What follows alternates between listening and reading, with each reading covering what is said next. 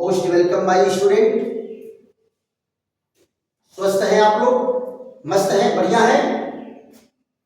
चलिए आज फिर हम लोग एक बेहतरीन वीडियो के साथ मिलते हैं और खूब मेहनत करके एक एक पॉइंट को अपने दिमाग में बैठाने की जरूरत है।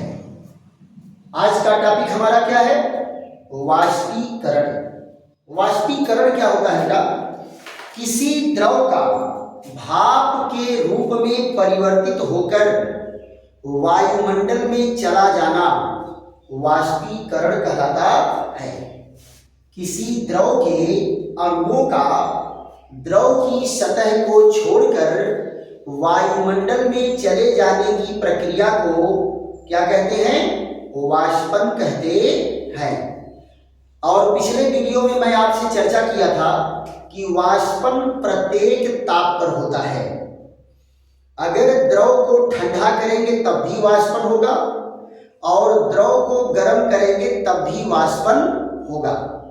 उदाहरण मैं दिया था कि जाड़े के मौसम में किसी तालाब या पोखरे के किनारे चले जाओ तो उसमें से भाप निकलती है कि नहीं निकलती है? बर्फ की सिल्ली में से भाप निकलती कि नहीं निकलती है? गर्म करने पर तो भाप निकलती ही है, आप लोग उसको खूब देखे हैं। और अगर नहीं गर्म करोगे, नहीं ठंडा करोगे तो भी भाप निकले तब भी वाष्पन होगा। यानी वाष्पन की क्रिया जो है प्रत्येक ताप पर संपन्न होती है। इसी को हम लोग ढंग से डिटेल में समझते हैं कि वाष्पन कैसे होता है। ध्यान दो बेटा, अगर किसी द्रव पदार्थ को आप किसी बर्तन में ले लिए हैं, इस बर्तन में द्रव को ले लिया गया, इसका एक निश्चित आयतन ले लिया गया, यहां तक द्रव है, यहां तक द्रव भरा हुआ है। अब आप देखो इस द्रव में बहुत सारे अणु होंगे, इस द्रव में बहुत सारे अणु होंगे और आपको मैं बताया था कि अणुओं के बीच आकर्षण बल कार्य करता है। अणुओं के बीच कौन सा बल कार्य करता है? आकर्षण बल।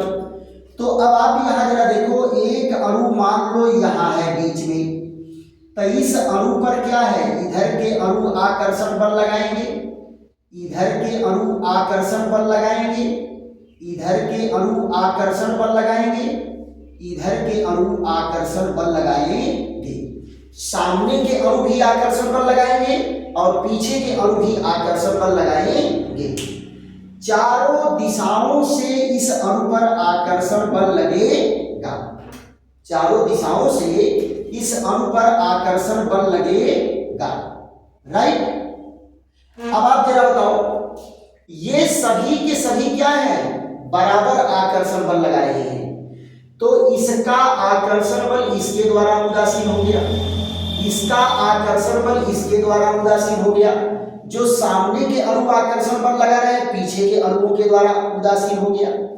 इसका मतलब क्या है कि इस अणु पर बल तो लग रहा है लेकिन सभी दिशाओं से लगने वाला बल एक दूसरे को उदासीन कर देता है।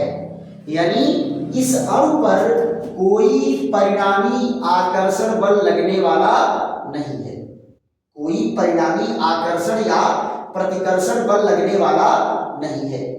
अब ये अपने आयतन में जहां चाहे वहां घूमे, कोई टेंशन नहीं, कोई चिंता नहीं, इसको कोई रोकने वाला नहीं है, जहां चाहो वहां घूमो टहलो। इसी को आपको मैं कहा कि द्रव के अणु अपने आयतन में स्वतंत्र भ्रमण करते हैं, जबकि सही है कि उसके चारों ओर आकर्षण लग रहा है लेकिन आकर्षण उदासीन भी हो जा रहे हैं। क्लियर? लेकिन जब वही अणु द्रव की सतह पर आता है, जब यही अणु कहां आएगा? द्रव की सतह पर, तो इधर के अणुओं का आकर्षण बल इधर के अणुओं के द्वारा उदासीन हो गया, सामने के अणुओं का आकर्षण बल पीछे के अणुओं द्वारा उदासीन हो गया। लेकिन जो आकर्षण बल नीचे के अणु लगाएंगे उसको उदासीन करने के लिए ऊपर कोई अणु है?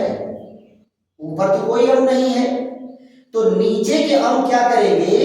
उसको नीचे की ओर खींच लेते हैं, यानी इसके सतह से बाहर नहीं जाने देते हैं।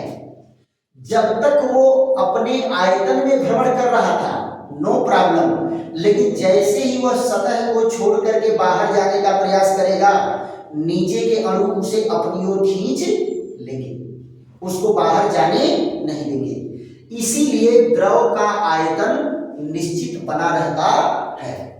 आप एक गिलास पानी लेकर के रख देते हो तो बहुत देर तक एक गिलास पानी बना रहता है, उसके आयतन में कोई कमी नहीं आती। ये नीचे का आकर्षण बल इसके आयतन को बनाए रखता है। लेकिन अब ध्यान दो, जिस अणु में नीचे की ओर लगने वाला आकर्षण बल जितने ज्यादा है, उसका वाष्पन उतने कम होगा, उसका वाष्पन उतने कम होगा। तो यानी कहने का मतलब क्या है कि अगर हम वाष्पन के दर की बात करेंगे, वाष्पन की दर, यानी वाष्पन की दर क्या होगी, तो इनवर्सली प्रोपोर्शनल टू क्या होगा, अणुओं के बीच लगने वाला आकर्षण बल, यानी इन अणुओं के बीच लगने वाला आकर्षण बल जितने ज्यादा होगा, वाष्पन की दर उतने कम होगी, और ये आकर्षण बल जितने कम होगा, वाष्पन की दर उतने ज्यादा होगी, है ना। तो कुछ द्रव को आप देखते हैं कि वो बहुत तेजी से वाष्पित नहीं होते। पानी को जरा देखो, पानी बहुत तेजी से वाष्पित होता है, लेकिन बहुत तेजी से नहीं होता। लेकिन वहीं पेट्रोल अगर रख दो, पेट्रोल खोल के रख दो, सब 10 मिनट में भाप बन करके उड़ जाएगा। क्यों? क्योंकि उनके अणुओं के बीच आकर्षण बल कम है, पानी के अणुओं के बीच आकर्षण बल ज्यादा है। और वहीं कहीं अगर ग्लिसरीन रख दिए हो, ग्लिसरीन, तो और भाप बन करके नहीं उड़ेगा, उसका आयतन बना रहेगा। क्यों? क्योंकि उनके अणुओं के बीच आकर्षण बल बहुत ज्यादा है।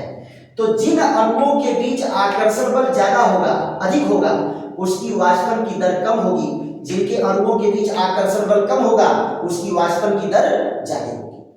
क्लियर? अब आप जरा ध्यान दो, इस विलयन में कुछ अणु ऐसे हैं, इस विलयन में कुछ अणु ऐसे हैं जिनकी गतिज ऊर्जा नीचे की ओर लगने वाले अणुओं, नीचे की ओर लगने वाले आकर्षण बल से ज्यादा होती है। मान लो अगर ये 1000 अणु है, तो 1000 अणु में 10, 20 अणु, 50 अणु ऐसे होंगे जिनकी गतिज ऊर्जा नीचे की ओर लगने वाले आकर्षण बल से अधिक होती है। तो जिन अणुओं के आकर्षण बल अधिक होते हैं, वो द्रव की सतह को छोड़कर वायुमंडल में जाने लगते हैं। वो इनको नहीं रोक पाएगा, ये वायुमंडल में जाने लगते हैं। तो जिन अणुओं की गतिज ऊर्जा अधिक है, द्रव की सतह को छोड़ करके वायुमंडल में जाने की प्रक्रिया, इसी प्रक्रिया को क्या कहते हैं? वाष्पन। इसी प्रक्रिया को क्या कहते हैं? वाष्पन। राइट? तो ये क्या रहा? वाष्पन। अब वाष्पन से फायदा और नुकसान क्या है? वाष्पन से नुकसान भी है और फायदा भी है। अब मान लो खेत की सिंचाई किए हो और सारा पानी भाप बन के उड़ जाए, तो फिर दोबारा सिंचाई करना पड़ेगा कि नहीं करना पड़ेगा? दोबारा सिंचाई करना पड़ेगा, है ना। अब मान लो बीज की बुआई करके आप चले आए और सारा पानी भाप बन के उड़ जाए, तो एको बीज जामेगा? नहीं जामेगा, है ना। लेकिन इसके बहुत सारे फायदे भी हैं, और इसके उदाहरण जरा देख लो, क्या क्या दिया गया है। ये वाष्पीकरण का प्रभाव, अगला हेडिंग क्या हमारा है? वाष्पीकरण का प्रभाव। वाष्पीकरण का प्रभाव आप जरा देखो तो वाष्पीकरण के बेटा बहुत सारे उदाहरण हैं। देखो, पहला उदाहरण क्या है? कपड़ा, गीला कपड़ा। कैसा कपड़ा? गीला। गीला कपड़ा सूख जाता है। गीला कपड़ा सूख जाता है। ध्यान दो बेटा, आप कपड़े को कचार के खींच के जब फैलाते हो तो कपड़ा सूख जाता कि नहीं सूख जाता है? किसके कारण? वाष्पीकरण के कारण कपड़ा जो है सूख जाता है। दूसरी चीज क्या होता है? यहां देखो, दूसरा है वाष्पीकरण। वाष्पीकरण से घड़े का पानी, घड़े का पानी, घड़े का पानी ठंडा हो जाता है। ठंडा हो जाता है। ठंडा हो जाता है। देखो बेटा, जो घड़े में या मटके में जो पानी रखा हुआ है वो ठंडा हो जाता है। कारण क्या है? ध्यान दो, जब वाष्पन की क्रिया होती है तो बचे हुए द्रव का तापमान गिरता है, तापमान डाउन होगा। ये बचा हुआ द्रव क्या है? ठंडा होगा। बचा हुआ द्रव क्या होगा? ठंडा होता चला जाएगा। पूछो क्यों? क्यों ये ठंडा होता चला जाता है? ध्यान दो बेटा, जैसे मान लो ये घड़ा है, इस घड़े में पानी भरा हुआ है। घड़ा है, इस घड़े में पानी भरा हुआ है। पानी भरा हुआ है तो ये पानी क्या होता है? इसकी सतह पर इस धीरे धीरे धीरे धीरे धीरे धीरे घड़ा भीग जाता है और कुछ पानी जो है इसकी सतह पर आ जाता है और ये सतह से पानी भाप बन करके उड़ता है। और नहीं तो देखे होंगे कि कुछ लोग क्या करते हैं, बॉटल में पानी भर के उसके ऊपर कपड़ा लपेट देंगे और कपड़ा लपेट के उसको भिगो देते हैं। क्यों? क्योंकि कपड़े से जब पानी भाप बन करके निकलेगा तो जो बचे हुए अणु हैं उनका तापमान गिरेगा। क्यों? क्योंकि जो अणु वाष्पित होता है वो अपनी ऊष्मा लेके जाता है, अपनी गर्मी लेके जाता है। तो मान लो ईंधन का कुल कितना है? कुल ऊष्मा अगर इसमें भरा है 1000 कैलोरी, कुल ऊष्मा कितना भरा है? 1000 कैलोरी। और इसमें से 100 मालिक्यूल उड़ गया, 100 मालिक्यूल उड़ गया तो इसमें कैलोरी कितनी घट गई? मान लो 80 कैलोरी घट गई, यानी 100 अणु कितनी ऊष्मा लेके गए? 80 कैलोरी। तो बचा कितना? ये बचा 920 कैलोरी। 920 कैलोरी बचा। तो अब जरा बताओ, 1000 कैलोरी से अगर तापमान था, 1000 कैलोरी से तापमान कितना था? 25 डिग्री सेंटीग्रेड। तो पता चलेगा उतनी ऊष्मा अगर निकल के गई तो तापमान इसका गिर के कितना हो गया? 24 डिग्री सेंटीग्रेड, 23 डिग्री सेंटीग्रेड। और कुछ अणु निकलेंगे और तापमान गिरेगा, और अणु निकलेंगे और तापमान गिरेगा, और अणु निकलेंगे और तापमान गिरेगा, और ये ठंडा होता चला जाएगा, है ना? तीसरा जरा देखो, जैसे जैसे ये भाप बन के उड़ेगा वैसे अंदर रखा द्रव क्या होगा? ठंडा होता चला जाएगा।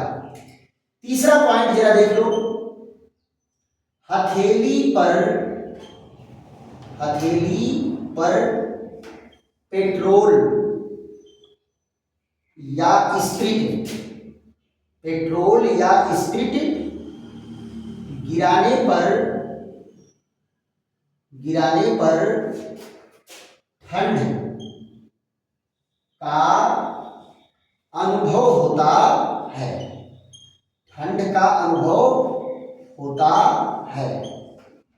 ध्यान दो बेटा, अभी आप अगर हाथ पर पेट्रोल पंप पर तेल भरने गए हो और निकालता है कबो कबो हाथों पर गिर जाता है तेल, तो हाथ पर ठंडा ठंडा लगता है कि नहीं लगता है?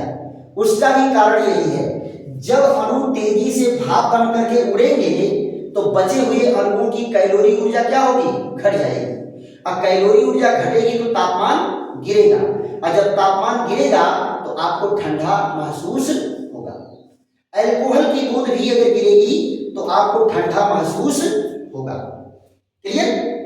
फिर देखो क्या है, गर्मी के मौसम में, ध्यान दो बेटा, बहुत बढ़िया है आपको पॉइंट ये, गर्मी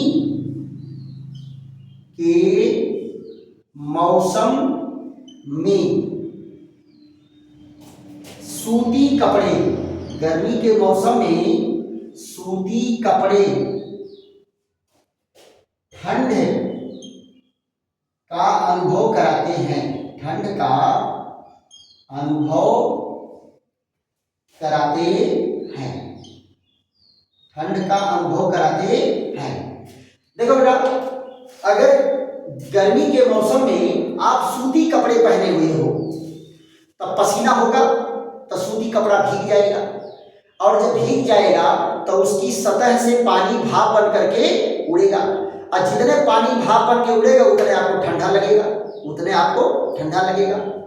एक और ऐसे ही उदाहरण जरा देख लो, समझ लो तो, जब आप खूब गर्मी में आते हो, खूब पसीना पसीना भीगे हुए हैं, तो पंखा चला के जब बैठते हो तो क्या कहते, हाँ बड़ा मजा आ गया रे, हैं, और तेज कर पंखा। क्यों होता है बेटा? जितने तेज पंखा चलेगा आपके बॉडी की सतह से पानी, पसीने का पानी भाप बन के उतने तेजी से उड़ेगा, और जितने भाप बन करके तेजी से उड़ेगा बचे हुए पानी का तापमान गिरेगा, तो आपको पूरे सरफेस पर ठंडा ठंडा महसूस होगा, और मुंह बांध के हा हा करेंगे, हैं, मजा आ गया। लेकिन वही जाड़े के मौसम में नहा के आए और पंखा चला दिए तो इतना भाप बन के उड़ेगा कि मारेगा, आप ही कुल्फी बन जाओगे, है कि नहीं, ठंडा कर देगा आपको, बीमार पड़ जाओगे। लेकिन गर्मी के मौसम में बहुत मजा देता है। तो ऐसे सूती भी कपड़ा अगर पहने हो तो पंखा नहीं भी चल रहा है तो भी भाप बन करके वो उड़ेगा और आपकी बॉडी को ठंडक का अनुभव होगा। क्लियर? देखो बेटा, यहां पर क्या कहा है, तेज धूप वाले दिन छतों व खुले स्थानों पर जल का छिड़काव कर दिया जाता है। आप लोग तो बेटा पहले से साइंटिस्ट हो, अब मान चलो ये काम तुम लोग रोज करते हो, लेकिन इसका कारण नहीं जानते हो। अच्छा ये बताओ, गर्मी के मौसम में आप लोग पानी लेके बाल्टी का बाल्टी दुआरे पर फवारने नहीं भरते हो, हैं, द्वार पर पूरा पानी छिड़क देते हो, तो क्या होगा, वो पानी तेजी से भाप बन करके उड़ेगा और धरती ठंडी हो जाएगी। छत पर अगर सोना है तो क्या करते हो, जो तरी 2 बाल्टी पानी फेंक दे, अब 2 घंटा में ठंडा हो जाएगा, है ना? तो वहां भी क्या होगा, यहां देखो क्या कहा गया है लास्ट पॉइंट में, यहां देखो ये क्या है, छत की सतह पर, छत की सतह पर गर्मी में, छत की सतह पर गर्मी में पानी डालने पर, पानी डालने पर, पानी डालने पर छत शीघ्र ठंडा हो जाता है, शीघ्र ठंडा हो जाता है, शीघ्र ठंडा हो जाता है।